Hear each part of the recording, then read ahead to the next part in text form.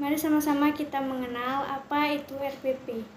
RPP atau Rencana Pelaksanaan Pembelajaran merupakan rencana kegiatan pembelajaran tatap muka untuk satu pertemuan atau lebih.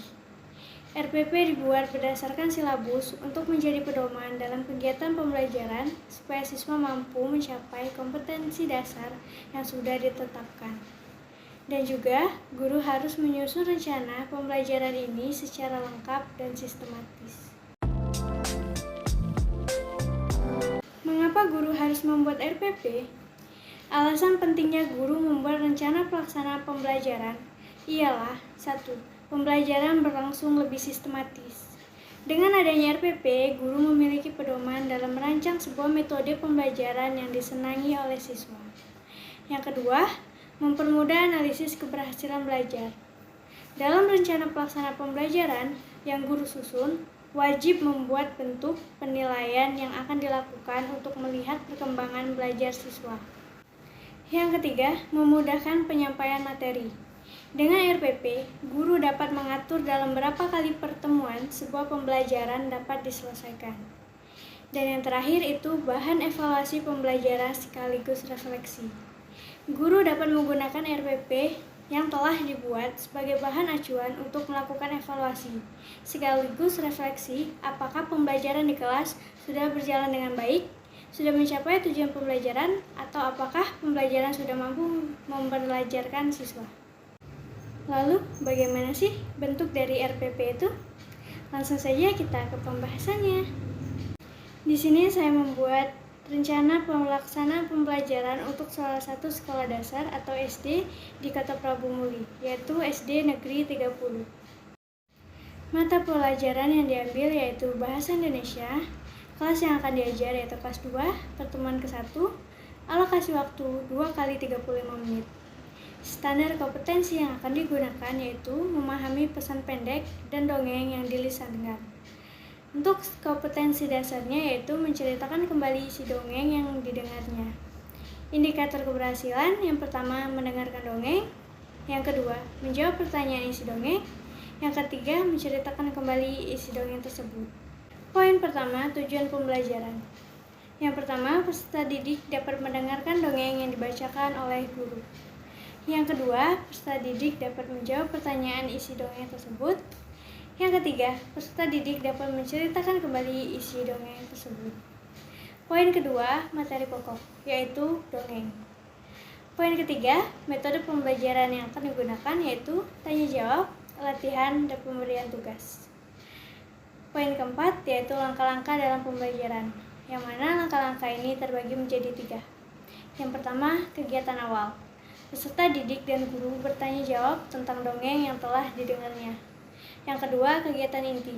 Yang pertama, peserta didik mendengarkan dongeng yang dibacakan oleh guru. Yang kedua, peserta didik menjawab pertanyaan isi dongeng tersebut. Yang terakhir, yaitu kegiatan akhir. Peserta didik menceritakan kembali isi dongeng tersebut. Poin kelima, sumber, bahan, dan alat. Yang pertama itu ada rekaman dongeng. Yang kedua ada gambar. Yang ketiga ada buku materi Bahasa Indonesia SD kelas 2 dan LKS Seruni SD kelas 2. Poin ke-6 yaitu penilaian, yang mana ada dua jenis penilaian. Yang pertama jenis tes, yaitu tes lisan, contoh soal terdapat dalam buku materi Bahasa Indonesia SD kelas 2 dan LKS SD kelas 2. Yang kedua itu ada format penilaian. Yang pertama ada aspek kebenaran, skor maksimum yaitu 70%.